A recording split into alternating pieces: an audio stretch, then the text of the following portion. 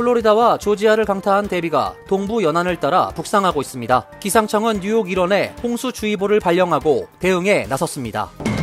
캘리포니아 베이커스필드 인근에서 규모 5.3의 지진이 발생했습니다. 큰 피해는 없는 것으로 보고되고 있지만 30여 차례 여진이 이어지고 있어 주의가 당부됩니다. 뉴저지 한인사회가 포트리 경찰의 총격으로 사망한 한인 여성 사건에 대해 진상규명을 촉구하고 나섰습니다. 총격 당시 피해 여성은 칼이 아니라 생수병을 들고 있었던 것으로 알려졌습니다.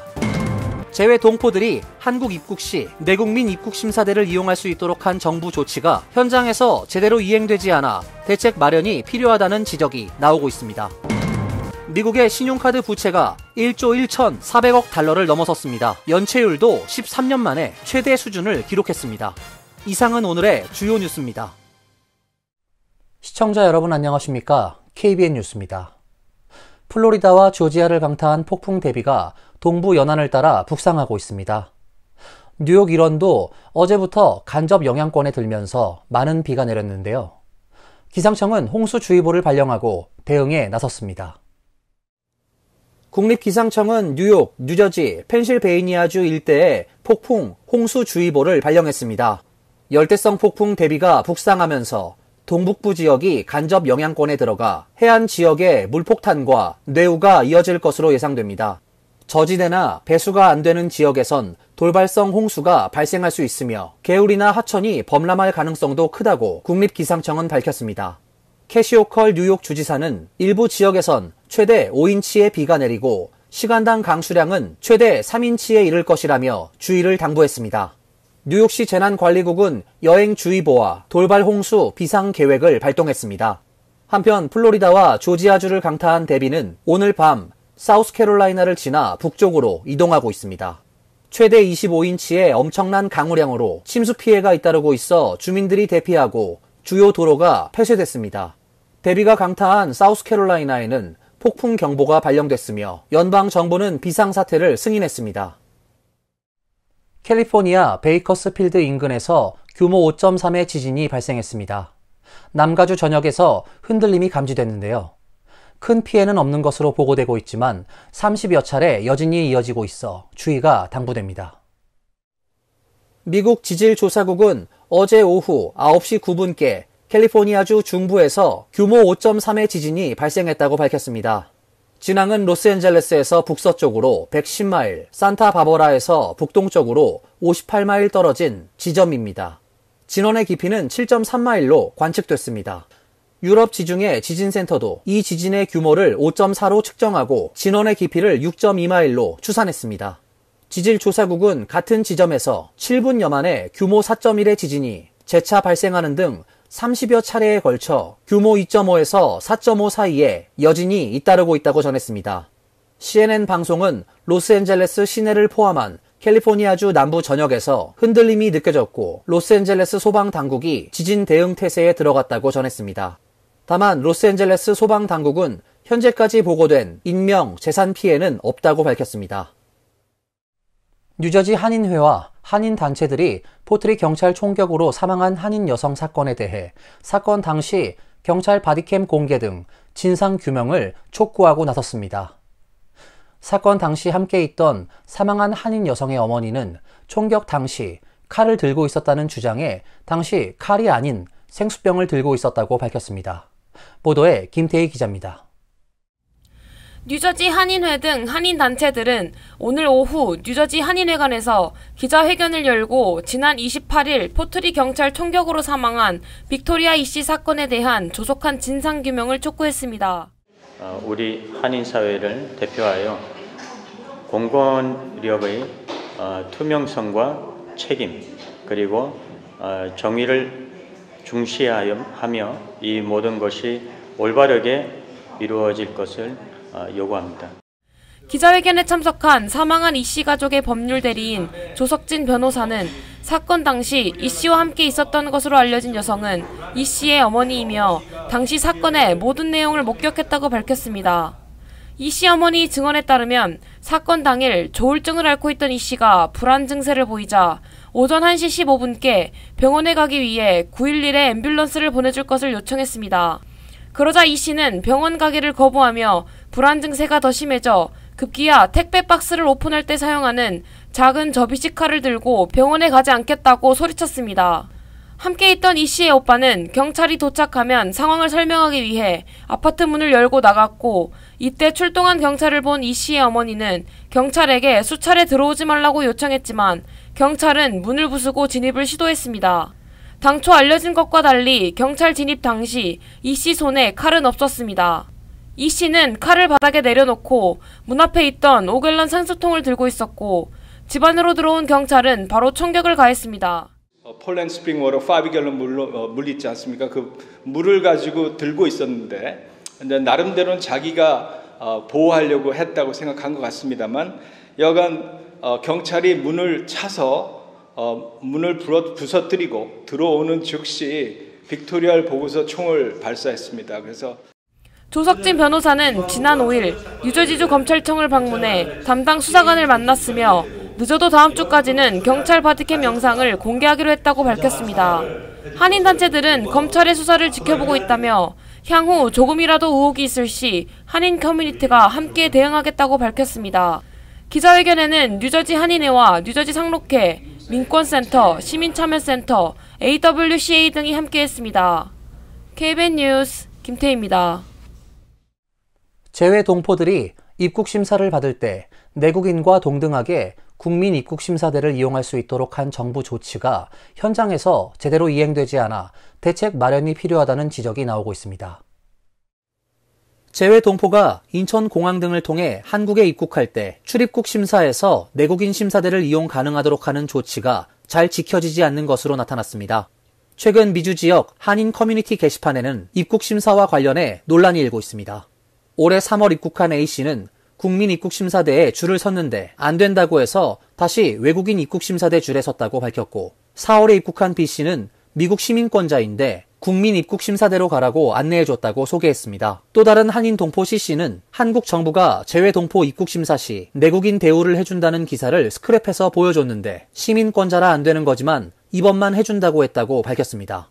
이들은 제도가 시행된 지 15년이 됐지만 여전히 부당한 대우를 받은 사례가 종종 발생한다며 법무부가 출입국 직원에 대한 교육을 강화하고 관련 내용이 담긴 배너 등을 눈에 띄는 곳에 설치할 필요가 있다고 주장했습니다. 법무부는 지난해 말 인천공항 출입국, 외국인청 등 출입국 당국에 재외 동포 입출국 시 내국인 대우를 하라는 취지로 공문을 내려보냈고, 올해 초에는 해당 사안에 관한 홍보를 강화했다고 밝혔습니다. 재외 동포청도 지난 6월 출범 1주년을 맞아 재외 동포와의 대화를 개최하면서 정부는 최근 재외 동포들이 국민 입국심사대를 이용할 수 있도록 조치해 동포들이 모국에 돌아왔다는 생각이 들 수 있도록 했다고 밝힌 바 있습니다. 미국 속 한인 현황을 조사한 보고서가 발표됐습니다. 전체 한인 인구는 180만 명을 넘어섰으며 한인들의 평균 중간 소득은 9만 달러로 조사됐습니다. 한인 67%가 민주당원이며 공화당을 지지하는 한인은 28%로 나타났습니다. 퓨 리서치 센터는 연방 센서스 2022년 통계와 한인 1,146명 등 아시안 7,006명을 대상으로 2022년과 2023년 시행한 설문조사를 토대로 미국 속 한인 현황 보고서를 발표했습니다. 보고서에 따르면 미국에 거주하는 한인 인구는 180만 명을 넘어섰으며 전체 아시안 인구의 8%를 차지했습니다. 이번 조사에서 한인 혼혈 인구는 제외됐습니다. 지난해 연방 센서스국이 발표한 2022년 ACS 통계에서 혼혈을 제외한 한인 인구가 150만 1,587명으로 조사됐던 것에 비해 약 30만 명이 더 많은 수치입니다. 한인 인구의 57%는 이민자 출신으로 한인들이 가장 많이 거주하는 곳은 LA가 17%로 가장 많았으며 뉴욕 12%로 두 번째를 차지해 한인 10명 중 3명은 이 두 도시에 거주하고 있습니다. 한인들의 평균 중간소득은 9만 달러로 전체 아시안 평균 중간소득 10만 달러에 비해 1만 달러가 낮은 것으로 조사됐습니다. 아메리칸 드림에 대한 한인들의 생각은 긍정적이었습니다. 응답자의 49%는 아메리칸 드림을 성취하기 위해 나가는 중이라고 답했으며 25%는 이미 아메리칸 드림을 성취했다고 밝혔습니다.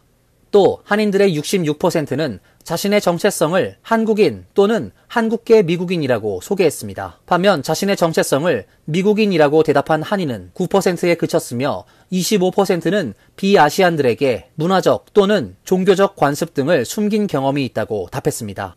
정당별 선호도는 전체 한인의 67%가 민주당원이라고 답했으며 공화당을 지지하는 한인은 28%로 조사됐습니다. 투표 자격이 있는 한인은 110만 명으로 전체 한인 인구의 62%가 유권자로 조사됐습니다.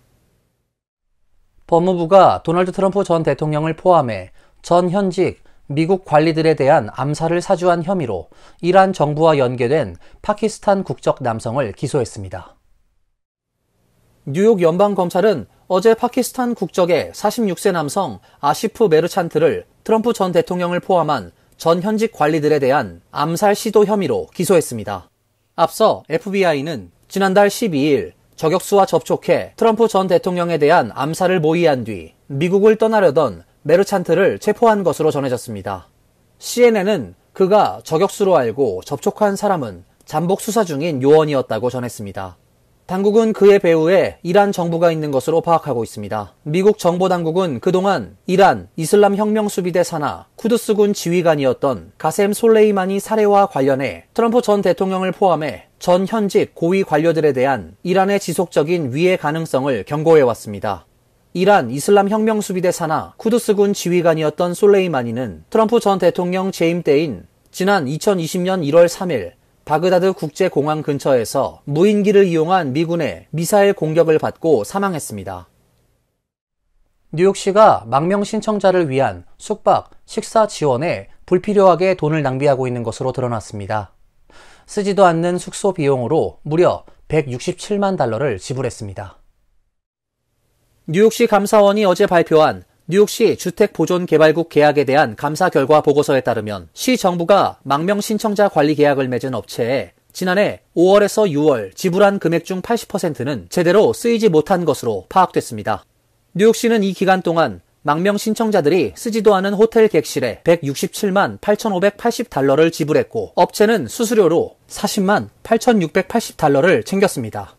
또한 2달 동안 시 정부는 업체에 25만 9,961끼의 식사를 배달하기 위해 97만 1,967달러를 썼지만 망명 신청자들이 실제로 필요했던 식사 끼니 수는 16만 431끼에 불과했다는 설명입니다. 시 감사원은 2달간의 송장을 분석한 결과를 적용해보면 2024년 6월 12일 현재까지 시 정부가 계약 업체에 지불한 서비스 비용 1억 6,800만 달러 중 불필요한 초과 지출액은 1억 3,450만 달러에 달할 수 있다고 추정했습니다. 특히 망명 신청자들이 머무는 호텔 비용의 경우 비싸다는 지적을 여러 차례 받아왔는데 심지어 망명 신청자들이 머물지도 않은 곳에 돈을 쓴 것으로 나타나 비판을 피하기 어려워 보입니다. 뉴욕시는 라클랜드 카운티 호텔 4,902개 객실에 대한 61박 비용을 썼지만 실제로는 이용하지 않았으며 퀸즈, 크라운 플라자, JFK 호텔 역시 망명 신청자들이 머물지 않았으나 시 정부가 비용을 지출했습니다. 시 정부 관계자들은 갑작스레 망명 신청자가 뉴욕시에 몰려올 것을 대비해 보험과 같은 개념으로 호텔 계약을 해둔 인도주의적 조치라며 이번 감사원 보고서는 시 정부를 공격하기 위한 정치적인 보고서라고 항변했습니다. 미국의 신용카드 부채가 1조 1,400억 달러를 넘어섰습니다. 연체율도 13년 만에 최대 수준을 기록했는데요.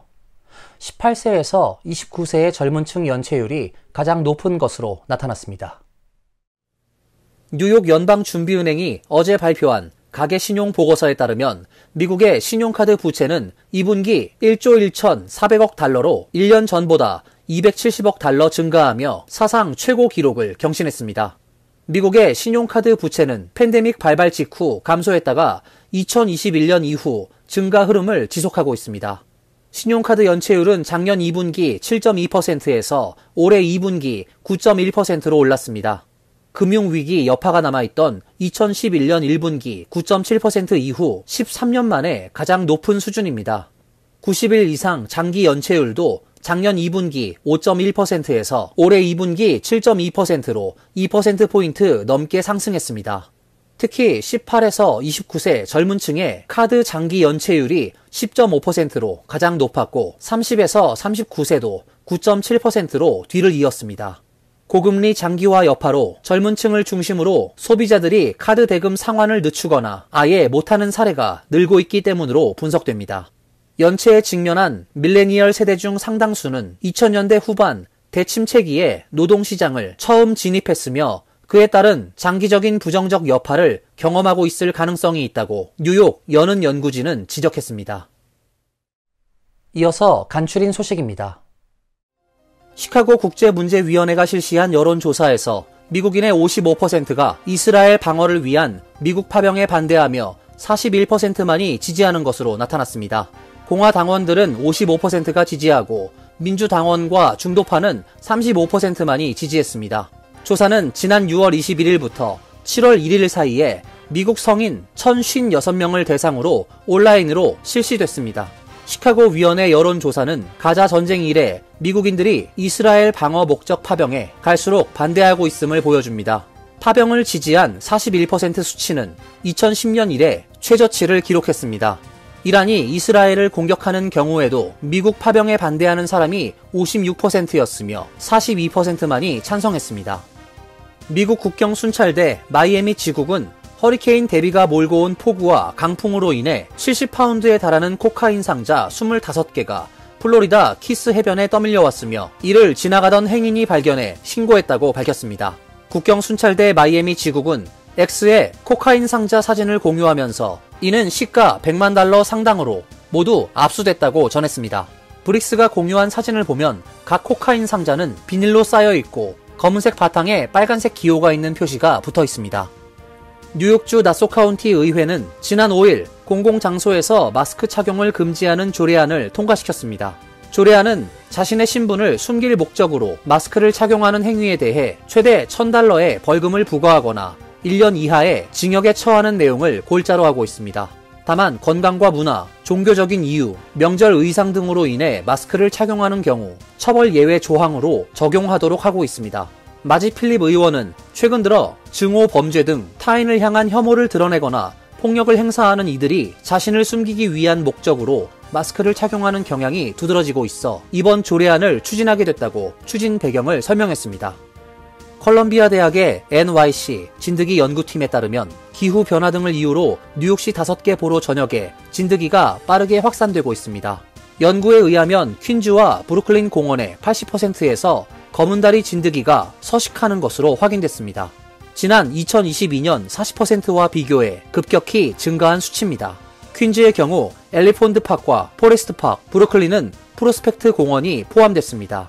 뉴욕시 보건국에 따르면 사슴 진드기에 물려 감염되는 라임병 발병 사례가 꾸준히 증가하고 있습니다. 지난해에는 3,323건으로 2020년 대비 4.7배, 2000년과 비교하면 무려 15.5배 급증했습니다.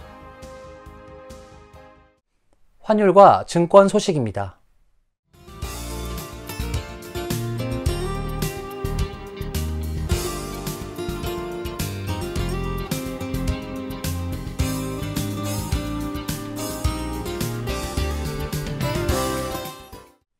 이어서 날씨입니다.